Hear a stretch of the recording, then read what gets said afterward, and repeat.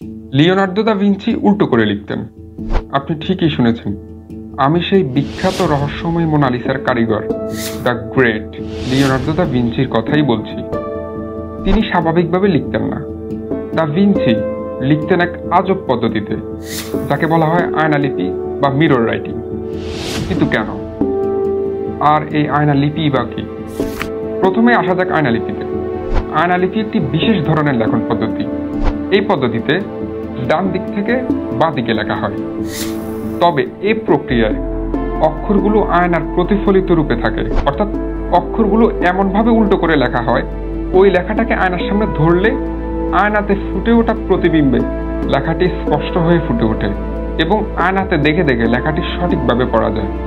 লেখার এই অদ্ভুত কৌশলকে আয়নালিপি বলে। আয়নালিপি কি তা তো বোঝা গেল। এখন কথা হচ্ছে, দা ভিঞ্চি কেন এভাবে লিখতেন? ভিঞ্চির এই লেখন রীতি কি নিছক একটি অভ্যাস ছিল, নাকি এর পিছনে ছিল অন্য কোনো রহস্য, নাকি ছিল কোনো প্রতিরক্ষা কৌশল কিংবা সৃজনশীল অনুশীলন? এই প্রশ্ন উত্তরে ইতিহাসবিদ, গবেষক এবং মনোবিজ্ঞানীরা বিভিন্ন তত্ত্ব দিয়েছেন। তার মধ্যে থেকে উল্লেখযোগ্য 4টি তত্ত্ব নিয়ে আপনাদের সাথে আমি আলোচনা করব। আপনার কাছে কোন তত্ত্বটি সবচেয়ে গ্রহণযোগ্য মনে হয় তা অবশ্যই কমেন্টে জানাবেন। বেশ কিছু গবেষক মনে করেন লিওনার্দো দা ভিঞ্চি তার ধারণাগুলো গোপন রাখার কৌশল হিসেবে আয়নালিপি ব্যবহার করতেন। গবেষকরা বলছেন দা ভিঞ্চির চিন্তাভাবনা ছিল তার সময় থেকে অনেক এগিয়ে। শুধু তাই নয়, রেনেসাঁ যুগে বৈদিক সম্পত্তি চুরি যাওয়ার ঝুঁকি ছিল। একই সাথে লিওনার্দো দা ভিঞ্চির বেশ কিছু বৈজ্ঞানিক ধারণা এবং অনুশীলন তৎকালীন সময়ের ধর্মীয় চেতনার সাথে সাংঘর্ষিক ছিল। ফলে গবেষকরা বলছেন ঝামেলা এড়ানোর জন্য এবং তার ধারণাগুলো সবার কাছ থেকে লুকিয়ে রাখার জন্য লিওনার্দো দা ভিঞ্চি আয়নালিপিতে লিখতেন। আসলে কি তাই? এই তত্ত্বটা খুব একটা ধোপে টেকেনি, কারণ আয়নালিপি পড়া কঠিন কিছু নয়। সামান্য চেষ্টা করলেই এটি পড়া যায়। সুতরাং স্রেফ গোপন রাখার কৌশল হিসেবে আয়নালিপি যথেষ্ট ছিল না।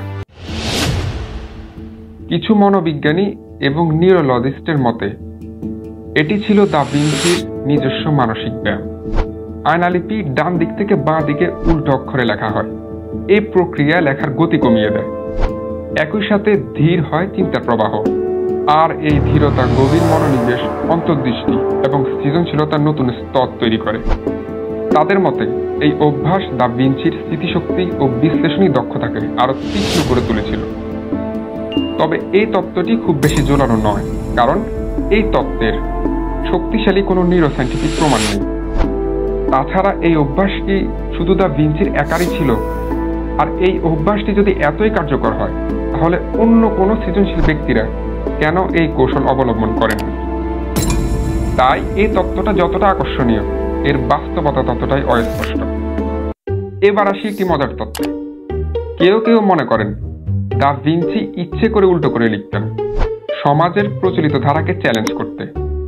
কারণ ভিঞ্চি আলাদা হতে পছন্দ করতেন।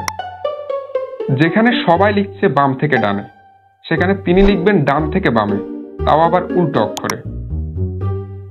এটা অনেকটা এমন ভাব যেন আমি আছি আমার মুডে, তোমরা থাকো তোমাদের।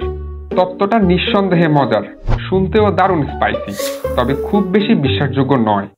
কারণ ভিঞ্চির মতো একজন চিন্তাশীল মানুষ নিছক আলাদা হবার জন্য এমনটি করতেন এই কথা নিশ্চিত নয়। আর যদি বলি চ্যালেঞ্জ করার জন্য তিনি এমনটি করতেন, সে যুক্তিও বেমানান। কারণ ভিঞ্চি ছিলেন বহুমুখী চিন্তাধারার মানুষ। চ্যালেঞ্জ করার জন্য তিনি আয়নালিপি কেন বেছে নেবেন? আরো জটিল কিছু বেছে নিতে পারতেন। আয়নালিপি তো সেই অর্থে খুব বেশি জটিল নয়। তাহলে ভিঞ্চি কেন এভাবে লিখতেন? এই ভিন্নতার আসল কারণ কি? এই প্রশ্ন উত্তরে সবচেয়ে গ্রহণযোগ্য ব্যাখ্যা হলো ভিঞ্চির বাঁহাতি স্বভাব। হ্যাঁ, দা ভিঞ্চি বাঁহাতি ছিলেন। তৎকালীন ভাষায় তাকে ম্যানসিনো বলা হতো। রেনেসাঁ যুগে ম্যানসিনো শব্দটি অপমান হিসাবে ব্যবহার হতো। একই সাথে সে সময় কুইল পেন দিয়ে লেখা হতো, যাকে পালকের কলমও বলা হয়। এই কলমে কালি শুকাতে সময় লাগত। ভিঞ্চি যেহেতু বাঁহাতি ছিলেন, ফলে বাম হাতে ডান থেকে বাঁয়ে লিখতে গেলে হাত চলতে চলতে কালি ছড়িয়ে যেত গোটা পাতায়। আর এই বিরক্তিকর সমস্যা থেকে বাঁচতে দা ভিঞ্চি উল্টো করে লিখতে শুরু করেন। তাই বহু ইতিহাসবিদ মনে করেন মিরর রাইটিং কিংবা আয়না লিপি কোনো রহস্যময় কৌশল ছিল না, বরং এটি ছিল এক বাঁহাতি মানুষের বাস্তব জগতে টিকে থাকার সৃজনশীল সমাধান। এই তত্ত্বগুলোর কোনোটির শতভাগ প্রমাণ নেই, তবে দা ভিঞ্চির ব্যক্তিত্ব এবং লেখনশৈলীর সাথে বাঁহাতি তত্ত্বটি অধিকতর বাস্তবসম্মত। আরেকটি কথা, বহু ইতিহাসবিদ বাঁহাতি তত্ত্বটিকে অধিকতর বাস্তবসম্মত বললেও এই তত্ত্বের মধ্যেও একটি ফাঁক আছে। আপনার কি মনে হয় কোন তত্ত্বটি সবচেয়ে গ্রহণযোগ্য? তা অবশ্যই কমেন্টে জানাবেন, কারণ আপনার মন্তব্য হয়তো তৈরি করে দিবে নতুন কোনো গল্পের শুরু। আজকে এই পর্যন্ত। ভালো থাকবেন, পাশে থাকবেন। আল্লাহ হাফেজ।